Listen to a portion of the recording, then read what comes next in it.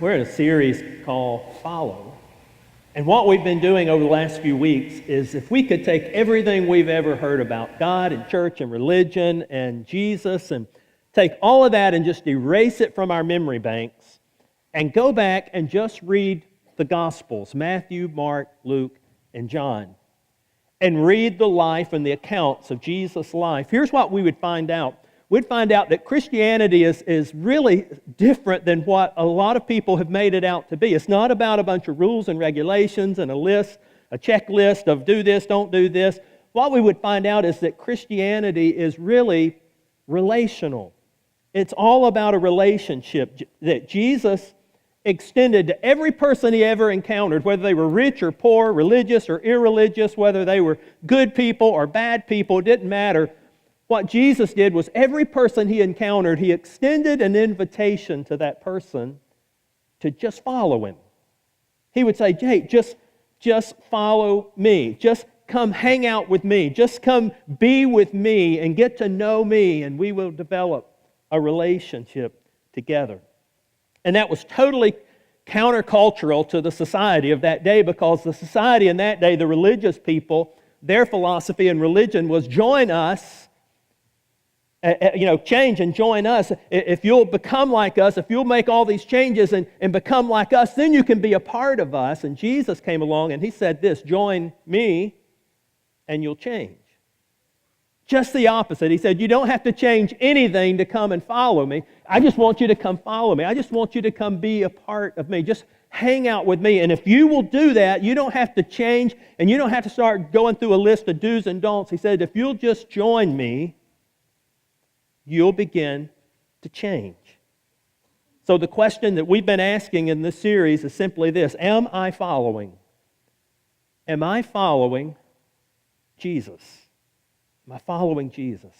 So today I want us to deal with another question, a very important question, I think, and that is the question of this, is what should a Christ follower wear?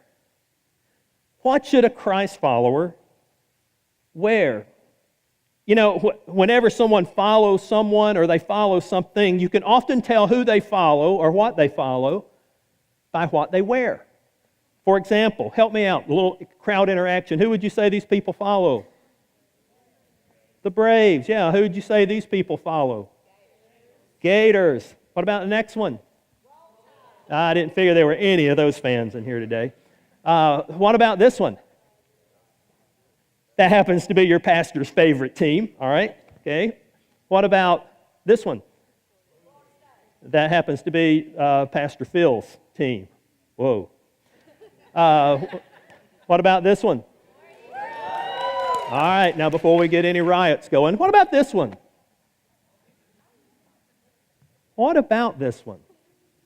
Well, I'm a Christian, bless God. I love Jesus, so I wear it on my shirt.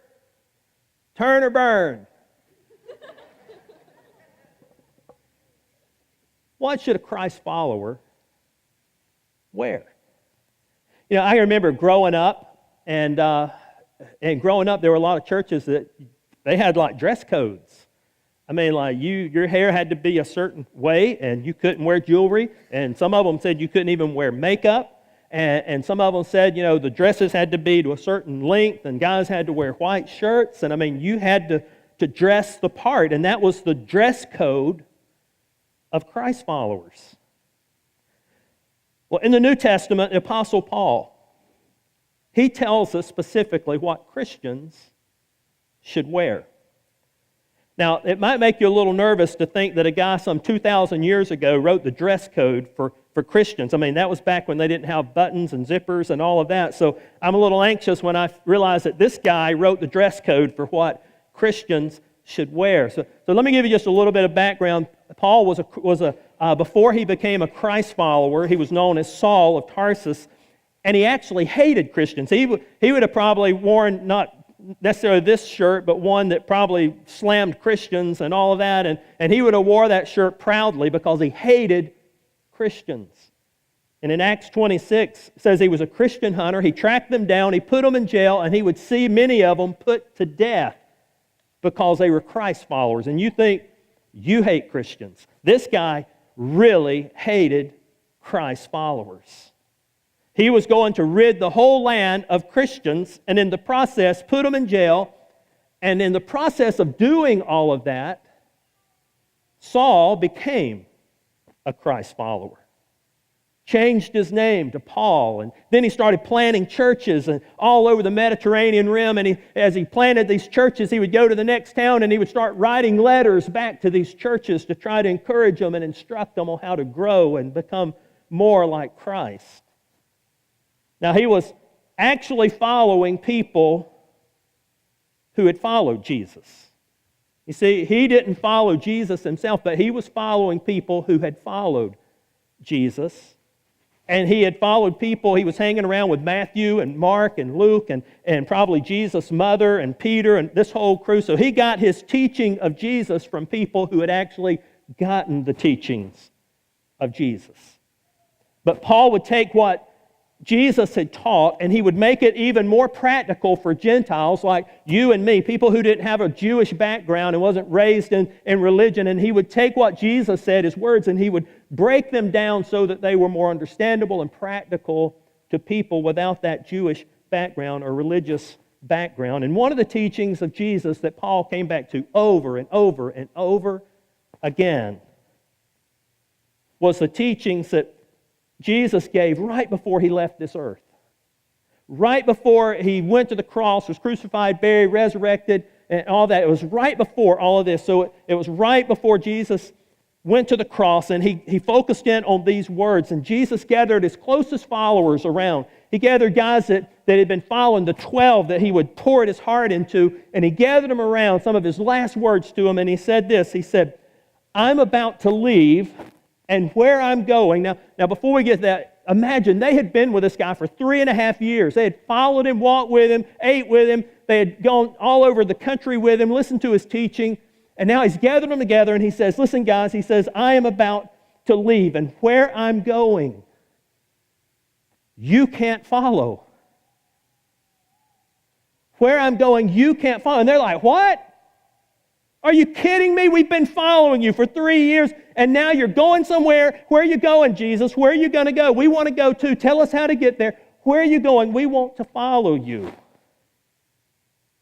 And their brains kind of get stuck in that mode of, okay, he's going somewhere, and he's not telling us where he's going. And he said, we can't go. So their mind is kind of stuck in that, and Jesus just keeps going. And so Jesus now, he's beginning to focus on kind of the main thing in terms of the practical follow me kind of living.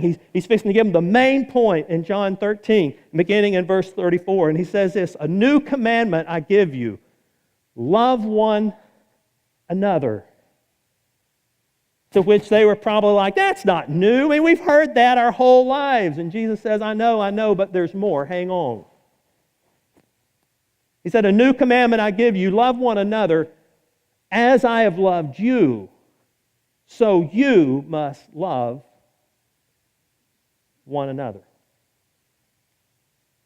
In other words, if you forget everything else that I say, if you forget everything else that you're hearing, you're to love one another, not with the kind of love that you love each other with. He said, but you're to love one another the way I love you. You're to take your cue from me. And I don't know, but maybe he turned to Matthew and he said, "Matthew, remember Matthew, you were collecting taxes at the tax collector's booth, and we came up to you, and when we came up to you, nobody loved you, Matthew. You were the worst of the worst. You were the outcast, and before, Peter wanted to spit on you, and before Peter could spit on you, I stopped him and I said, Matthew," you remember what I said to you, Matthew? I said, "Matthew, follow me. Follow me. And before you changed a thing, Matthew, before you changed anything about what you believed in me or what you thought about me, or you weren't even sure what I was about, before any of that, I just said, Matthew, follow me." Do you remember that, Matthew? Do you remember how that felt? Matthew's like, "Yeah." And Jesus said, "Well, that's how I want you to love these guys, the way that I loved you that day." And what about you, Nathaniel? As I recall, Nathaniel, when you heard about me, I can recall the exact words that you said. Do you know what you said, Nathaniel? You want me to repeat that for you? In fact, here was what you said, Nathaniel. You said, could anything good come out of Nazareth? Not only were you slamming me, Nazareth, you were, Nathaniel, you were slamming my hometown, you were slamming my family, where I grew up. You were kind of belittling all. You remember saying that, Nathaniel? He said, you know how I responded to you, Nathaniel? And I said, hey, just follow me. He says, okay, so when I say I want you to love people the way I loved you, that's the kind of love I'm talking about. By this kind of love, by loving people the way that I loved you, everyone will know that you're my disciples, that you're my followers. In other words, this is the mark. This is how I want people to distinguish you from everyone else. This is the thing about what I want them to see. And when they look at you, what I want them to see and what I want them to feel and experience. And once they experience that, they go, oh, that must be a follower of Jesus. So Jesus is right in the middle of this main point. And Peter responds, and while Jesus is pouring his heart out, he's saying, love people the way I love you. And Peter's like, yeah, Lord, let's go back. Where are you going? Where are you going? And Jesus is like, what? And he's like, you said something about 10 minutes ago about you were going somewhere and we couldn't go. And where are you going? And Jesus probably had to be thinking, I just gave you the main thing. I just gave you the whole mission, the whole vision. I just gave it all to you. And Peter's like, I know, Lord, but where are you going? And that's kind of like us, isn't it? We're like, yeah, love one another, but you just don't know my wife, and you don't know how she is, and the things that she does, or the things that he does, and they really get under my skin, and I'm just fed up, and I've had enough, or you really just, you don't know my ex, and you don't know the pain they have caused me, or you really don't know how wrong that I was done, but you say love one another, yeah, I know that, but you don't know the guy I work with, you don't know these people I go to school with, you don't know about this teacher I have. Yeah, I know, love one another, but Jesus is saying, hey, this whole love one another thing, it isn't just some religious line or something that we want to blend into a worship song or something you can put on your bumper or wear on a t-shirt. He's saying, this is what I want to mark you. It's how you love people. You see, here's the problem with Christianity, in fact, all religions, is the gravitational pull of religion is always away from treating people well. It's always the pull away from treating people well. In other words, the gravitational pull of religion is always toward rule keeping and away from relationship building. And the reason that it's more tied into rule keeping than relationship building is because we can control rule keeping, can't we? We're in control. We can control that when it comes to keeping the rules. I'd rather keep the rules, and I'd rather have God love me because I keep the rules and I never do this and I never do that and I always do this. So I kind of create this religion where I can make things right with God, but I can still hate my brother because I still love God. The gravitational pull of religion is always towards some traditions, good or bad, rituals, good or bad, or rule keeping. And suddenly we allow these traditions and these rules and these rituals, we allow these things to replace the priority of treating people well. In fact, some of you here today, you've been mistreated in the name of religion or maybe in the name of Jesus. Somebody came to you and they said, you can't do this and you can't do that and you've got to do this and you've got to do this. And you're like, well, why? And they go, because our church says so, or because our pastor says so, or because the Bible says so. So in essence, you reject the people whom Jesus died for. And I don't know about you, but I don't think Jesus is very fond of followers who mistreat people He died for. It's like I don't have to treat you nice as long as I kind of figure out the whole formula to make Jesus happy with me. So Jesus says, let me make this crystal clear for you. The thing that is going to distinguish and identify and mark you as my followers is the way that you love people. I'm not asking you to love them the way they deserve, but I'm asking you to love them the way that I love you. Christianity, in particular, is so easy to confuse disciplines like I pray every day, I read my Bible every day, I go to church every day, I'm really good at the disciplines. It's easy to confuse that and somehow substitute it for actually following Jesus as it relates to how we treat people. Much easier to check things off a list than it is to love people who's hard to love. So some 20 years go by since Jesus said these words, and the Apostle Paul is now a Christian. He's planting churches all around the Mediterranean rim, and he's writing letters to them. He wrote this letter, and he actually talks about the words we just read from John. He actually talks about Jesus' words here and how we're to love, but specifically he relates it to what Jesus' followers are supposed to wear. And we find these words in Colossians chapter 3. We'll begin in verse 12. Therefore, as God's chosen people, holy and dearly loved, clothe yourself. There it is. Clothe yourself. I want to tell you what to wear, and it's not Christian t-shirts, and it's not, putting a Christian bumper sticker on your car. And he gives them very specific things that Christ followers are to wear. He says, clothe yourself with compassion. First thing, compassion. Clothe yourself with compassion.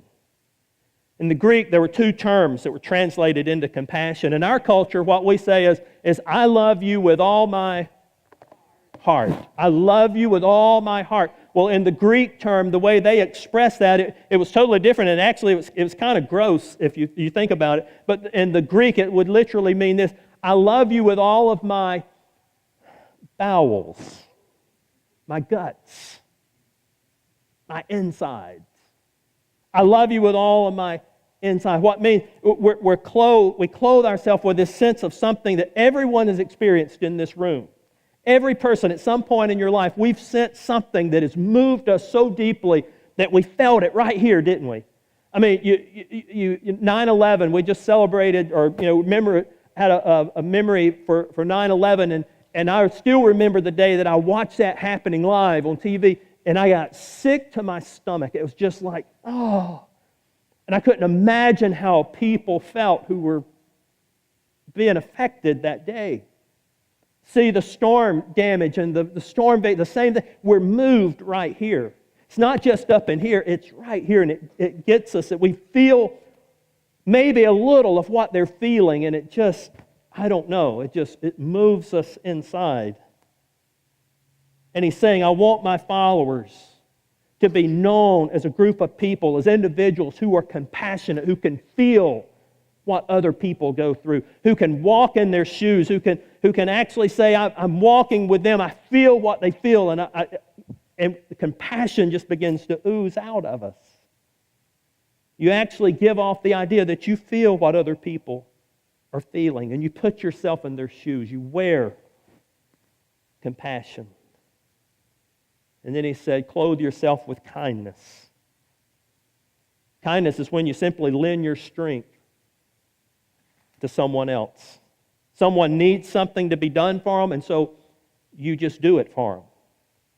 Doing something unusual, unexpected, something that you don't have to do. You've loaned them your strength. You've loaned them your ability. You've loaned them materially. You've loaned them something in an act of kindness. Just a few months ago, we were driving down the 4-lane and we pulled off to look at something, and when we got ready to leave, we backed up and the car went off there was a driveway and the ditch and a little cul-de-sac, and the front end of the car went off the front of that cul-de-sac, or the little ditch deal, and we were stuck. I mean, the back end wheels were off the ground. And, my first response was, God, I hope no church people come by and see me out here on the side of the road like this. But what was amazing was, the car was still a little bit rocking, and 3 trucks immediately, boom, boom, boom. 1 behind us, 2 in front of us, and these good old country boys, thank God for them, they got out of the truck, and they come up there, and they didn't even say a word to us. They just come up there, and one of them got down, looked under the front, another one was in the back, and a third one came up, and he's like, y'all, here's what we need to do. And yeah, that's what we need to do. He said, you got this? Yeah, we got this. And he left, and the other 2 guys, they got a cable. I mean, they're not saying a word. They just hooking up a cable up under the car, and just all this. And he says, okay, now get in the car, cut the wheel this way, and give it some gas when I tell you. And he did, and boom, pulled us right back out. He rolled his cord up, threw it in the back of the truck. Other guy got in his pickup truck, and boom, they were gone. And my head's spinning. And I'm like, I just experienced kindness. Kindness of a stranger who just came up and said, hey, I'm going to loan you my strength, my ability. I'm going to do something for you. He says, clothe yourself with humility. Humility is seeing myself as I really am in relationship to God and to other people. Or in other words, viewing myself accurately. I'm nothing more than a citizen of humanity, just like you are. The thing that makes you special and the things that make me special is not our money, our talent, or our opportunity, or that we were born into a certain family and we have it better than someone else. No, the thing that makes you special and the thing that makes me special is this, that we are loved by God the Father. That's what makes you special. That's what makes me special. Humility allows me to approach you as a peer, no matter what you do or what you haven't done or how much you have or what you don't have. We are peers in the world under the canopy of God's love. He said, clothe yourself with humility. And then he says, clothe yourself with gentleness. Gentleness is the decision to respond to you in light of your strengths and weaknesses instead of responding in light of my strength.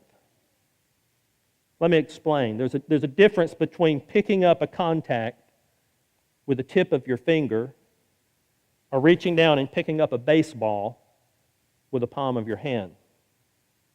You're fully capable of doing both, but what you do, your body does, is it adjusts to the object that you're reaching for. If it's something delicate, we tend to be delicate. If it's something heavier or stronger or a larger object, we adjust to the strength of that object. And he says gentleness is the same way. Gentleness, I have the capacity to approach you in my strength and just, I'm strong and I've got it all together and I've got a lot of knowledge and I'm approaching you in this. But he said gentle people, they don't come into the conversation and maintain a relationship from the position of what they have or what they are or what they've done or their knowledge or all this kind of stuff. They gear down to the level of the person. And that doesn't mean we condescend and look down on them. It simply means it's communicating this. My relationship with you is more important than you being impressed with my strength and my knowledge and my ability. The relationship is more important than that. So we clothe ourselves in gentleness. And then this last one, I would rather him just left it off the list.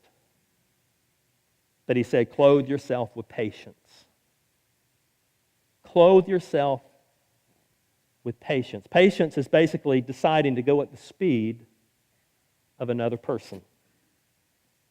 Gearing down, gearing back, determining that you know what, I'm going to move at your pace instead of mine.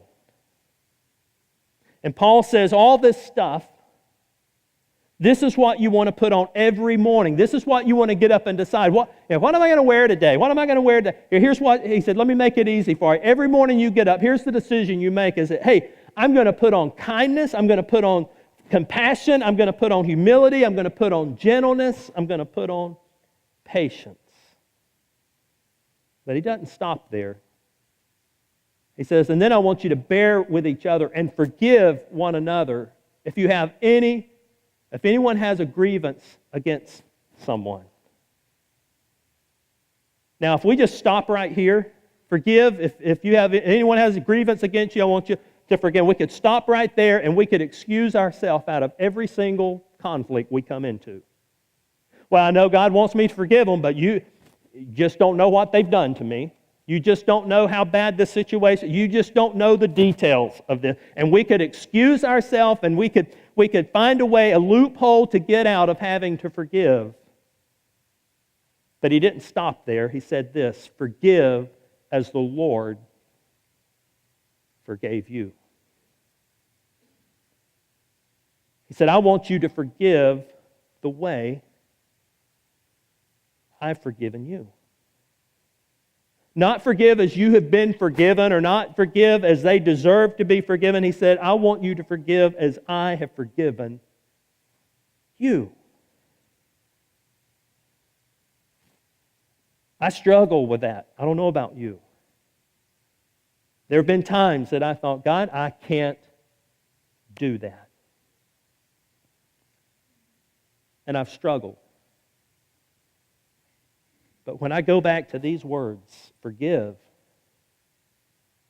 as I have forgiven you. I don't know, it's hard to argue with that. In fact, he says, I want you to be compassionate the way I was compassionate to you. I want you to be gentle the way I've been gentle to you, and kind the way I've been kind to you. I want you to be patient. Remember how many times you said, God, I'll never do that again. God, that was the last time, I promise. And God, I've turned over a new leaf. I'm going a new direction. And God, I'll never. And then we turn right around and do it again. And do it multiple times. And then we go, but God, that was the last time. God, I'm done with that. And God, I'm going to be a better person now. And we turn around and we do it again.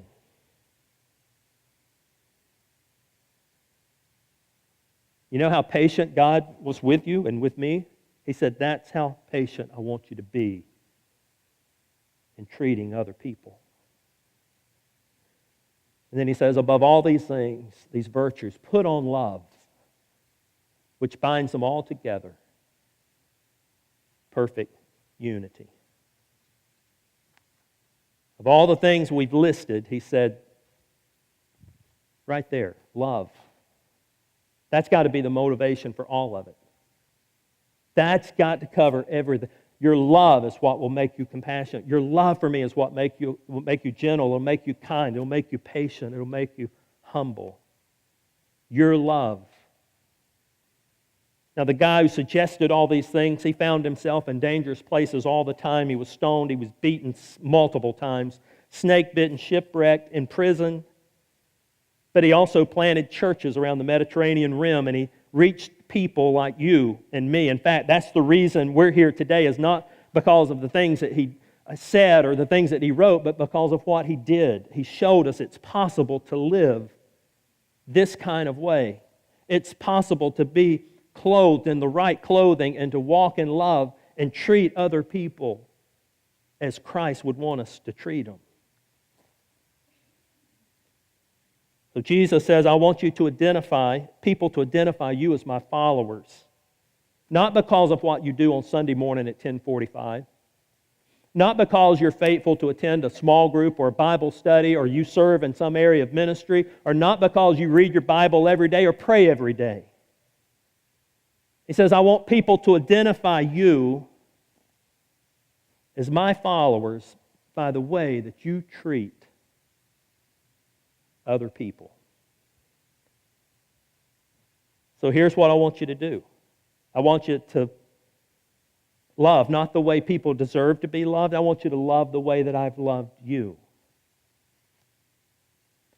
And I don't know about you, but the less like any of these things that I am, the more noticeable they are and that they become.